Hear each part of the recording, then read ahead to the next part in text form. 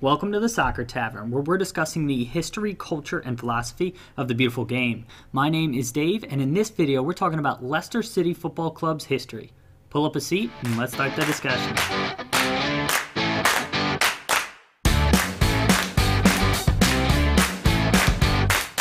Leicester City FC is located in the south-central part of the city of Leicester. Leicester is located in the central part of England in the United Kingdom. The club currently play in the Premier League, and its home ground is called the King Power Stadium, which opened in 2002 and holds 32,262 people. The club was founded in 1884, mainly by former students from the Wigeston, which is spelled like this, school, who wanted to keep playing soccer outside of their academic institution. The group met in a garden shed behind the Fosse Road House and established the club's name as Leicester Fosse Football Club. In 1919, after the end of World War I, the club was in financial trouble and were overtaken by new owners.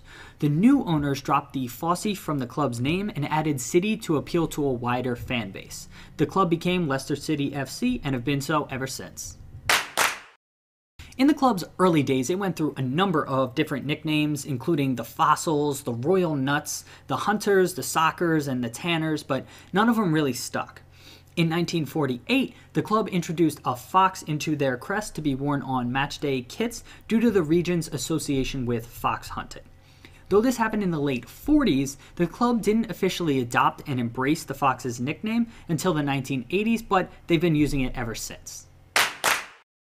The club has more or less used the same crest since 1991 with some slight branding updates over the years.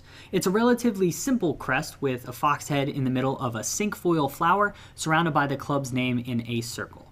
The flower comes from the City of Leicester's coat of arms, and it can actually be traced back to the Middle Ages, with the first Earl of Leicester, Robert de Belmonte, using the cinquefoil in his coat of arms. And the fox comes from the strong hunting tradition in the area for centuries. Overall, pretty straightforward.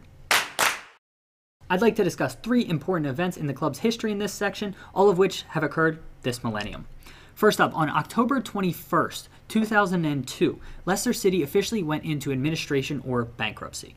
The club had recently built a new stadium, been relegated from the Premier League, and was over £30 million in debt. On that same day, however, a consortium of investors led by former player Gary Lineker and local businessman David Ross agreed to buy the club and take them out of administration. After 4 months of negotiations, the club came out of administration on February 13, 2003. The club has since changed ownership a handful of times, but without this intervention to bring the club out of administration, the club may not even exist today. Now, the next event I want to discuss happened about a decade later. On April 3rd, 2015, the Foxes sat at the bottom of the Premier League table, 7 points from safety with 9 matches remaining. The club picked up a win the next day to climb into 19th place and proceeded to go on an improbable run of 7 wins, 1 draw, and only 1 loss to end the season in 14th place and maintain their spot in the Premier League. After the run, the club was hit with a scandal, though, that summer, that saw the removal of Nigel Pearson as manager and Claudio Ranieri as appointed as manager in July of 2015.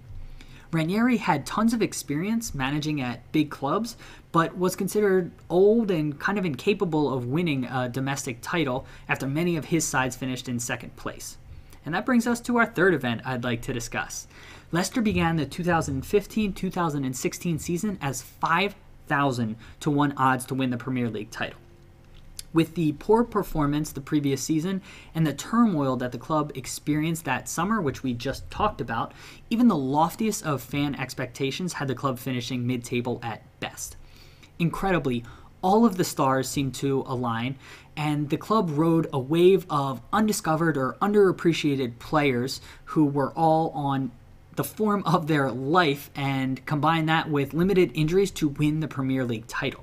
The story is still insane to believe, but on May 2nd, 2016, Chelsea FC drew 2-2 with Tottenham, which meant Leicester City FC were Premier League champions. The club was presented with their trophy and honored at a ceremony that included Andrea Bocelli singing before their match on May 7th, 2016, a date which will forever remain in the club's folklore. For decades, the club has run out onto the pitch while the post-horn gallop has played. The song was originally used to announce the arrival of male coaches back in the 19th century. So how does it relate to Leicester City FC? Well, back in the 1930s, a man used to play the song on a lone bugle as the players ran out onto the pitch.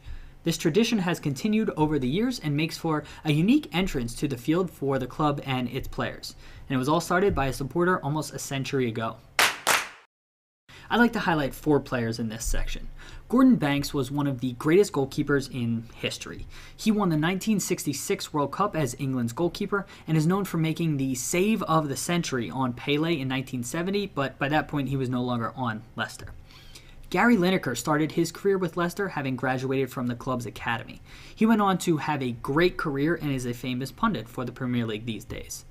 Riyad Mahrez, who is currently on Leicester at the time of recording, was the first African player to ever win the Pro Footballers Association, or PFA, Player of the Year award, and he remains the only player in Leicester's history to have won this award. And finally, Jamie Vardy joined Leicester in 2012 from Fleetwood Town. Vardy's story is one of perseverance and determination as he played non-league soccer into his early 20s. Most people in England are written off by that age, but he kept working and got his move to Leicester. He's since gone on to score boatloads of goals in the Premier League and made his way onto the English national team. Also wanted to give a quick shout out to N'Golo Kante. I know he was only on Leicester for 1 season, but I absolutely love his game, love his work ethic, his professionalism, and all of that. And so he's a special 5th player I wanted to give a mention here because I think he's one of the best defensive midfielders in the world right now. I'd like to discuss 4 managers in this section. Matt Gillies is the club's longest ever serving manager and guided the club to its first ever major trophy, the 1964 League Cup. He also led the club to their most ever cup finals. Martin O'Neill won 2 League Cups and reached another final as manager of the club in the late 90s and early 2000s. It was one of the best runs in the club's history. Nigel Pearson helped guide the club through the 2nd division and kept them in the Premier League against all odds in that 2014-15 season that we discussed earlier.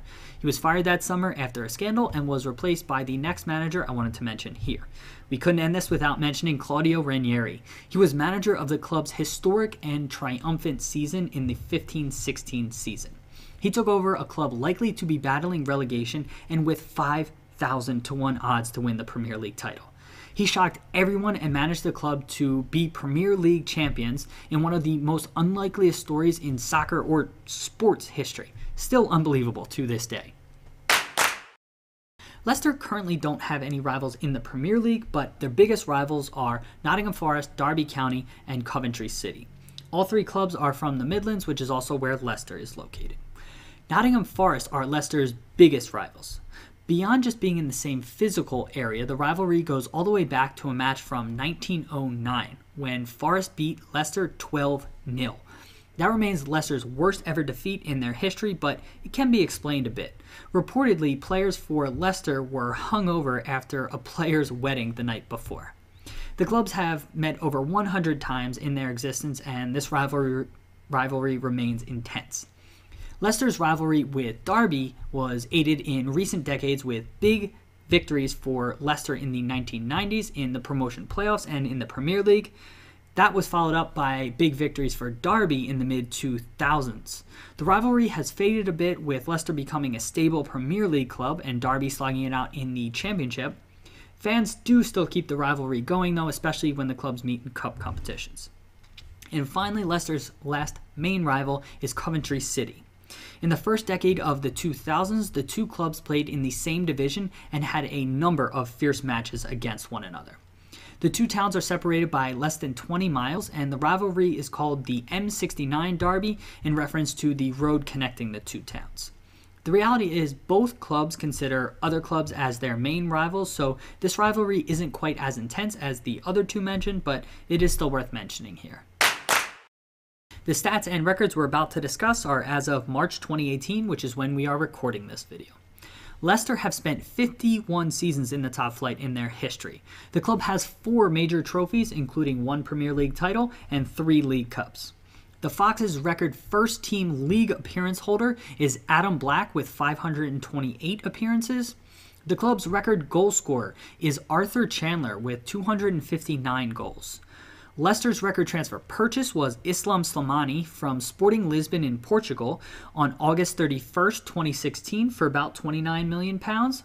And the club's record transfer sale was N'Golo Kante to Chelsea FC on July 16th, 2016 for about £30 million. And one last interesting fact about the club, Leicester have won the English Second Division title a record 7 times in their history. So, there you have it. A bit of history on Leicester City Football Club. Let's continue the discussion in the comment section below the video. Thanks for stopping by the Soccer Tavern. Hope to see you again soon. Cheers!